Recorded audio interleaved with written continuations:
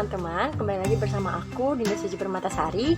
Nah, hari ini kita akan membahas tentang sistem rujukan dan daftar pustaka. Nah, yang pertama kali akan kita bahas ialah mengenai kutipan.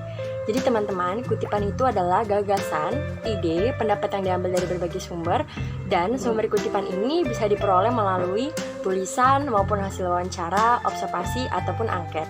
Nah, kutipan tersendiri terbagi menjadi dua, yaitu pertama jenis kutipan langsung dan yang kedua jenis kutipan tidak langsung. Nah, kutipan langsung ini dalam mengutip secara langsung, penulis tidak melakukan perubahan apapun terhadap teks atau bagian teks yang dikutip.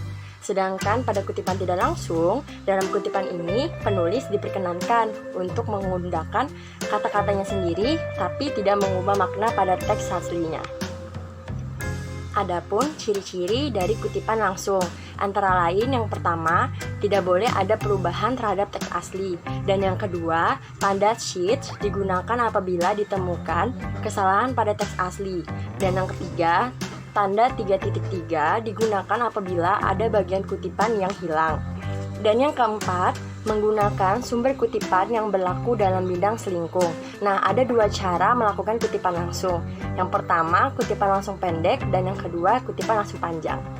Yang mana di dalam kutipan langsung pendek ini, ketentuan untuk menulis kutipan ini adalah diintegrasikan langsung dengan tulisan penulis, diapit oleh tanda kutip, dan yang ketiga yaitu menuliskan sumber kutipan baik di awal maupun di akhir kutipan.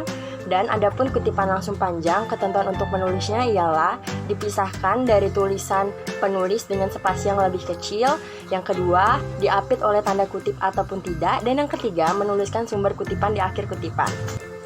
Jadi teman-teman, ada beberapa ketentuan dalam menulis kutipan tidak langsung. Yang pertama yaitu diintegrasikan dengan teks, yang kedua tidak diapit oleh tanda kutip, dan yang ketiga harus menyertakan sumber kutipan. Selanjutnya, kita akan membahas tentang catatan kaki. Jadi teman-teman, catatan kaki ini merupakan catatan yang diletakkan di bagian bawah halaman. Catatan kaki ini juga ada yang diletakkan di akhir bab yang disebut dengan catatan belakang. Nah, letak catatan belakang ini berada di akhir bab pada sebuah buku ataupun sebuah artikel. Nah, contoh catatan kaki akan saya berikan di sebelah ini ya.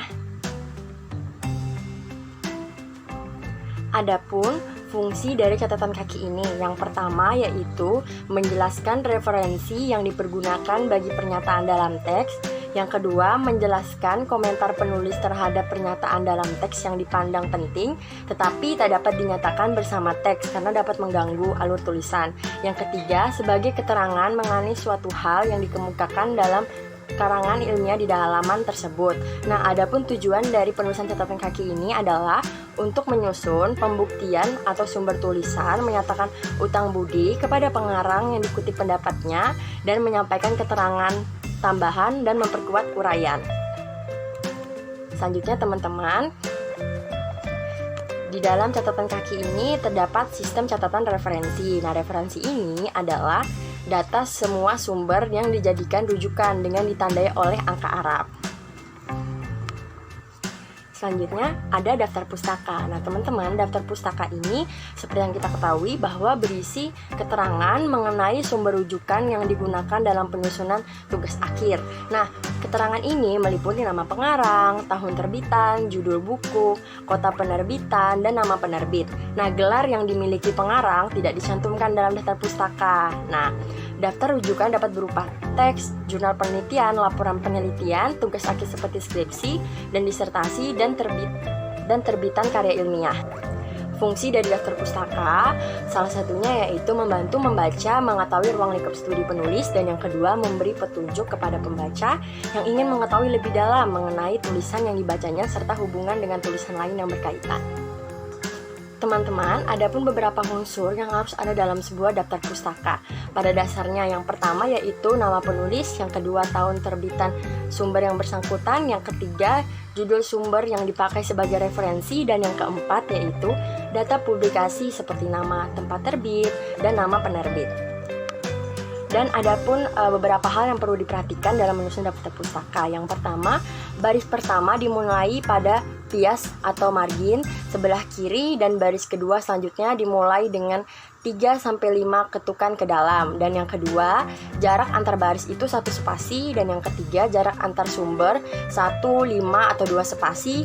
Dan yang keempat yaitu diurutkan berdasarkan abjad huruf pertama nama keluarga penulis tergantung pada gaya selingkung bidang.